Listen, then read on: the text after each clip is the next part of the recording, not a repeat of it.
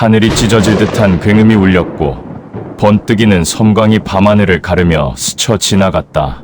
억수같이 쏟아지는 빛 속에서 한 무리의 사내들이 담을 타고 넘어들었다. 이내 쨍, 깡 하는 칼부림 소리와 으악하는 비명이 뒤섞이며 순식간에 마당은 아수라장이 되었다. 안방에서 잠을 자던 무인 척씨는 눈을 뜨자마자 윗목에 놓인 칼부터 집어들었다. 문 너머로 스며드는 붉은 불빛, 그 사이를 찢고 들어오는 천둥과 번개에 뭔가 심상치 않음을 직감했다. 부인, 범인을 피신시키시오! 척씨는 속옷바람으로 떨고 있는 부인에게 짧게 외치고는 칼을 움켜쥔 채 대청마루로 나섰다. 슈슈슈슉 순식간에 화살이 여러 발 날아들었다. 팅팅팅팅. 무의식 중에 칼을 휘둘러 막아냈으나 피해간 한 발이 척씨의 가슴께를 깊숙이 파고들었다. 숨이 턱 내려앉는 느낌과 팔의 힘이 쭉 빠지는 감각이 동시에 밀려왔다. 척씨는 가슴에 박힌 화살을 다른 한 손으로 꺾어 부러뜨렸다. 마당에는 노비들이 피를 흘린 채 여기저기 쓰러져 있었고 빗물 사이로 피비린내와 매캐한 연기가 뒤엉켜 퍼지고 있었다. 척씨는 양손을 칼자루 위에 포개 쥐었다. 잠시 호흡을 고른 뒤 번개가 밤을 찢는 순간에 마당을 향해 몸을 던졌다. 두 번째 활을 겨누던 무리들은 눈 깜짝할 사이 땅 위로 나뒹굴었다. 한편 개경 외곽의 한 산사, 척범은 한밤중 뒤숭숭한 꿈자리에 눈을 떴다. 밖에서는 천둥과 번개, 빗소리가 뒤섞여 요란했다. 척범, 그는 척씨 집안의 외동아들이었다. 척씨가 30이 넘어 얻은 귀한 늦둥이었고 범처럼 강하고 담대하게 살라는 뜻으로 지은 이름이었다. 올해 10살이 된 그는 며칠 전 연등회 이후 이 산사에 머물고 있었다. 경관이 수려하고 스님들과도 오래된 인연이 있어 종종 머물던 곳이었다. 연등회가 끝난 뒤 척씨 부부는 먼저 내려가며 며칠만 더 있다 오라며 척범을 남겨두었던 것이다. 척범이 다시 잠을 청하려던 순간 바깥이 인기척으로 떠들썩해졌다. 방문을 여니 집안 노비 무쇠가 피를 흘린 채 쓰러지듯 서 있었다. 그 옆에서는 스님들이 그를 부축하고 있었다. 척범은 놀라 물었다. 무쇠 아범, 무슨 일이야? 도련님, 어서 피하셔야 합니다. 무슨 일이야? 대감 어른이 무쇠는 끝내 말을 잇지 못했다. 그 순간 척범은 뭔가 심상치 않은 일이 터졌음을 느꼈고 이미 그의 눈에서는 눈물이 흘러내렸다. 뭔가 서둘러 밖으로 나서려는 척범을 스님들이 급히 붙잡았다. 비켜서세요. 제가 가야 합니다. 빗속에서 한동안 척범은 스님들과 몸을 부딪히며 버텼지만 어린 몸으로는 감당할 수 없었다. 이내 힘이 풀린 척범은 빗물 고인 바닥에 주저앉아 포효하듯 울음을 터뜨렸다. 스님들은 척범을 다시 방으로 데려가 진정시키고 무쇠의 상처를 돌보았다. 무쇠는 그곳에서 아버지의 최후와 메부리코에 대한 이야기를 전했다. 그날 밤 몇몇 스님이 빗속을 뚫고 척범을 남쪽으로 데리고 떠났다. 개경의 윤대감집. 밤은 이미 깊었으나 윤대감은 여전히 사랑채를 떠나지 못하고 있었고 밖에서는 비가 억수같이 쏟아지고 있었다. 기와 위로 비가 몰아치며 둔탁한 소리를 냈고 처마 끝에서는 물줄기가 끊임없이 떨어져 마당을 두드렸다. 그 요란한 소리 속에서도 대저택 안은 숨을 죽인 듯 고요했다. 그 대저택은 최고 권문세가의 위세를 드러내듯 웅장했고 집안 곳곳에는 한밤중임에도 대낮처럼 등불이 밝혀져 있었다. 초조한 기색으로 방 안을 오가며 윤대감은 좀처럼 자리에 앉지 못했다. 그때 빗소리 사이로 아주 미세한 기척이 스며들었다. 윤대감은 걸음을 멈추고 사랑채 문을 벌컥 열었다. 메부리코 모습의 한 사내가 빗속에 서 있었다. 소매와 옷자락은 칼에 찢긴 듯 군데군데해져 있었고 빗물에 섞인 피가 옷섭을 타고 흘러내려 마루 아래로 떨어지고 있었다. 윤대감이 말했다. 어서 들어올게. 그는 행랑아범에게 갈아입을 옷을 가져오라 명하고 사내를 급히 사랑채 안으로 들였다. 문이 닫히자 빗소리는 한 겹 멀어졌으나 완전히 사라지지는 않았다. 어떻게 되었는가? 윤대감은 다급하게 물었다. 사내는 물이 뚝뚝 떨어지는 머리를 숙였다. 날이 이제 안심하셔도 됩니다. 그제서야 윤대감의 어깨가 눈에 띄게 풀렸다.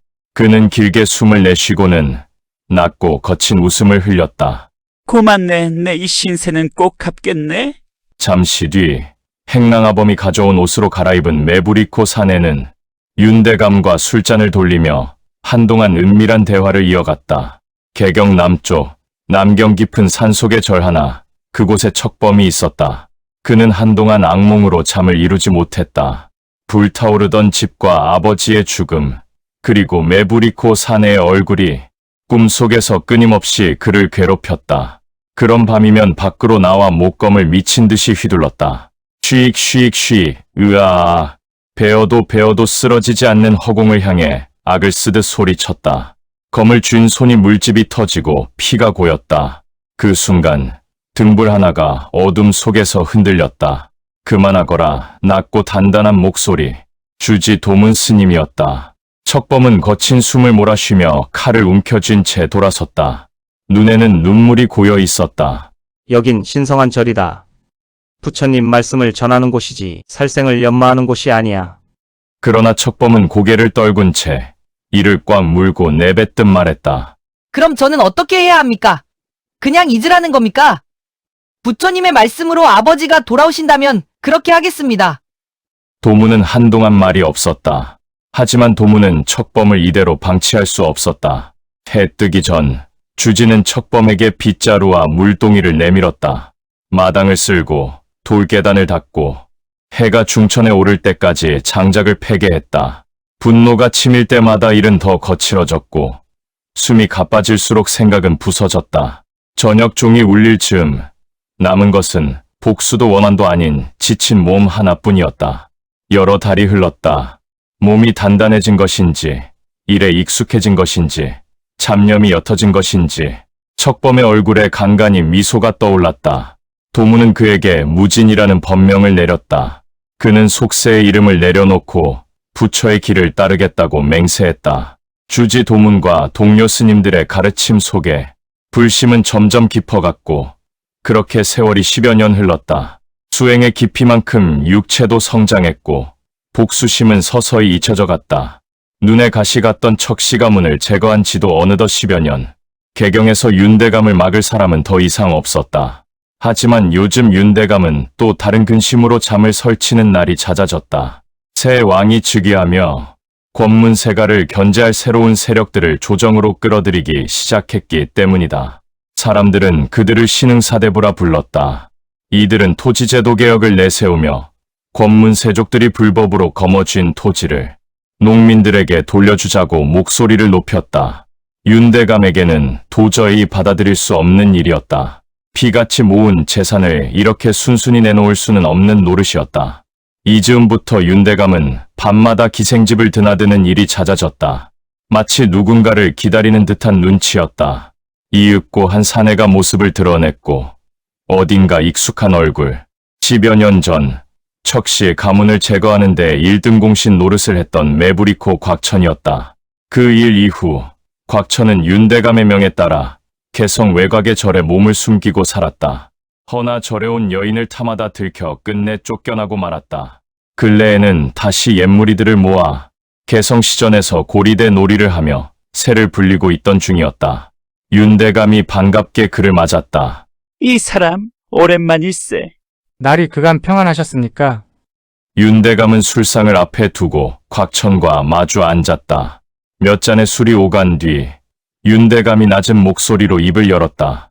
자네, 중 노릇을 한 번 더 해볼 생각은 없겠는가? 곽천이 씩 웃으며 받아쳤다. 날이 저는 향내보다 요년들 분내가 더 좋습니다. 윤대감도 뜻을 알아챈 듯 입가에 웃음을 지었다. 잘 생각해보게 진짜 중이 되라는 말은 아니네? 그날 밤 윤대감과 곽천은 오래도록 은밀한 이야기를 나누었다. 무진 스님은 근래 무척 바빠지기 시작했다. 주지의 신임도 두터워지고 불법 또한 깊어져 부쩍 외출이 잦아졌다. 이날도 주지의 부탁으로 타 지역에 있는 절로 출타 중이었다. 그날 밤 남경의 한 산사에 큰 불이 났다. 불은 부엌에서도 종각에서도 시작되지 않았다. 산사 한가운데서 마치 누군가 때를 기다렸다는 듯 먼저 일어났다. 불은 순식간에 절 전체를 덮쳤고 매캐한 냄새와 불기둥이 검은 밤하늘을 밝혔다. 한편 설법을 다녀오던 무지는 밤이 깊어 인근 고을에서 하룻밤 신세를 지고 있었다. 탁탁탁탁탁. 한밤중 누군가 다급하게 문을 두드렸다. 무지는 벌떡 일어나 문을 열었다. 스님, 큰일 났습니다. 무진이 놀란 듯 물었다. 무슨 일이요? 무지는 서둘러 밖으로 나왔고 집 주인이 가리키는 쪽을 바라보았다. 멀리 절 쪽에서 불빛이 보였다. 무지는 방에 있던 행랑을 꺼내 들고 서둘러 길을 나섰다. 밖에서 웅성이던 마을 주민들도 그를 따라 나섰다. 절에 가까워질수록 불기운은 잦아들었고 대신 매캐한 냄새가 코를 깊이 파고들었다. 절에 도착했을 때 불길은 이미 잠잠해졌고 날은 어느새 밝아오고 있었다. 남은 것은 타다 남은 잿더미와 송진 냄새, 그리고 한 번도 맡아본 적 없는 이상한 냄새뿐이었다. 한데 이상하게도 스님이 한 분도 보이지 않았다. 무지는 스님 하고 외치며 여기저기를 헤집고 다녔다. 그렇게 한나절을 뒤지던 끝에 잿더미 속에서 무언가를 발견했다. 숯처럼 그을린 뼈 조각들, 그리고 그 옆에 놓인 금장식의 법륜 목걸이 하나. 작년 연등회 때 무진이 주지 스님께 드렸던 물건이었다. 불에 타고도 형태를 유지한 채 마치 나는 여기 있다 고 말하듯 놓여 있었다. 무진은 이 불이 사고가 아니며 이 죽음 또한 우연이 아님을 확신했다. 얼마 뒤 절 복원 공사가 시작되었다. 불교 종단의 스님들과 개경에서 내려온 관리들이 함께 모습을 드러냈다. 그들 가운데에는 윤대감도 보였다. 어린 시절 어렴풋한 기억 속에 남아있던 인물이었다. 종단 스님과 윤대감이 함께 서 있는 광경은 어딘가 어색해 보였다. 절은 빠르게 복원되었고 무진 스님은 잔심부름을 하며 그 과정을 지켜보았다. 너무 빠르고 너무 조용했다. 절이 완공되자 한 무리의 스님들이 절에 나타났다. 곽천 일행이었다.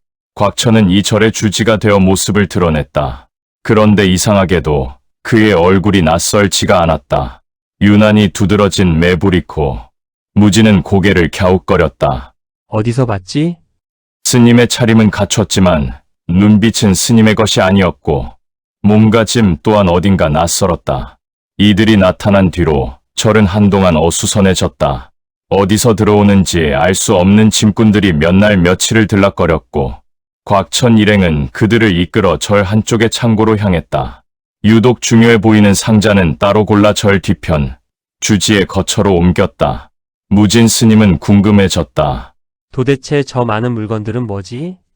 무진 스님도 돕겠다고 나섰지만 주지 곽천은 조용히 손을 내저었다. 스님은 불자님도 모셔야 하고 할 일도 많으니 개의치 마시오. 무진 스님은 한사코 나섰지만 끝내 주지의 저지의 발길을 돌려야 했다. 그 뒤로도 가끔씩 물건들이 절로 들어왔다. 주지 곽천의 거처는 대웅전 뒤 요사체 깊숙한 곳에 있었다. 곽천은 가끔씩 찾아오는 윤대감을 만날 때에만 잠시 모습을 드러낼 뿐 낮에는 좀처럼 얼굴을 비치지 않았다. 그런 곽천이 저녁 예불만 마치고 나면 어김없이 어디론가 사라졌다. 며칠씩 자취를 감추었다가도 아무 일 없었다는 듯 다시 절로 돌아오곤 했다.